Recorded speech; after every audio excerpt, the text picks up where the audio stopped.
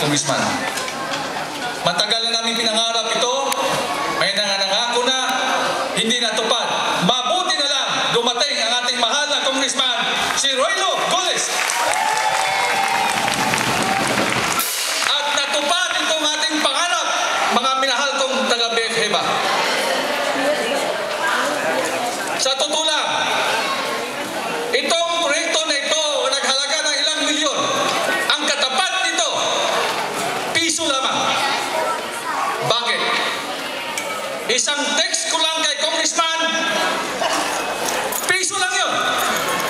Gabi yun, Congressman, mga late Trivares, mga 8 or 7 o'clock, o 8 or 7 or 8 o'clock in the evening. Alam ko, nasa session siya noon.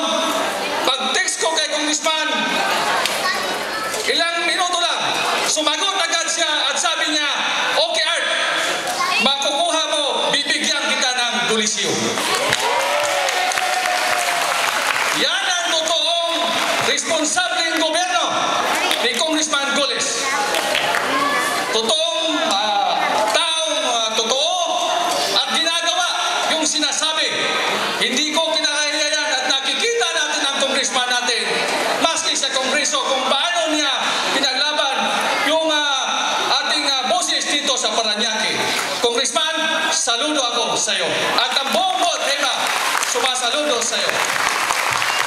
Mula ngayon, habang akong presidente sa BFHEBA, iisang kulay lang tayo. Tandaan niyo yan. Kaya walain niyo mga ulo niyo, ha? So mga congressman, talagang hindi namin masukat kung gaano talaga kami kasaya ngayon. Wala na kami hingin pa.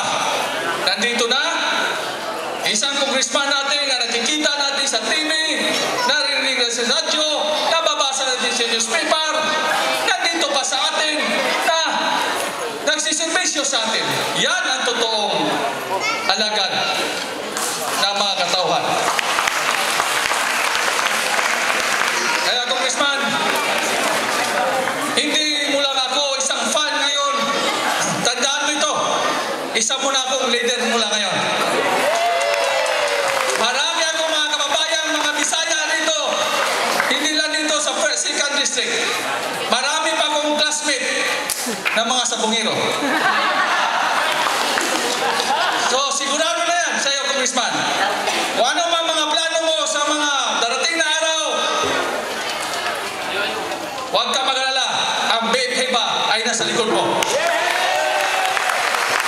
Maasahan ba natin yan, taga-BFHEBA?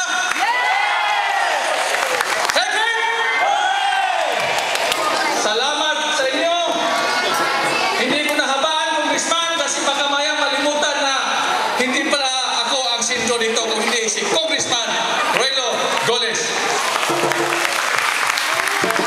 Marami pa tayong activities.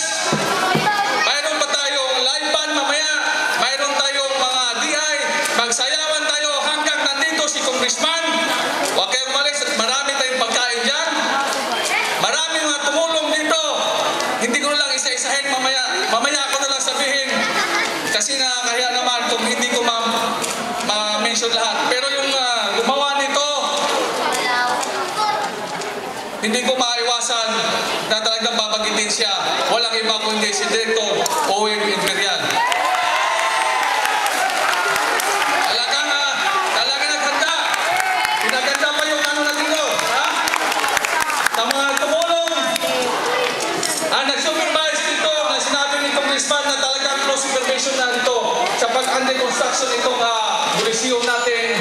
Walang iba kundi ang ating Vice President, si Engineer Rick Tombo. Ang mga kapitbahay natin dito. Ang ating members of board na talagang binanggit kanina na tumulong at sumuporta dito. Ngayong ko lang nalaman na dito mo sa loob mismo ng UB High, tatlo lang ang Coliseo.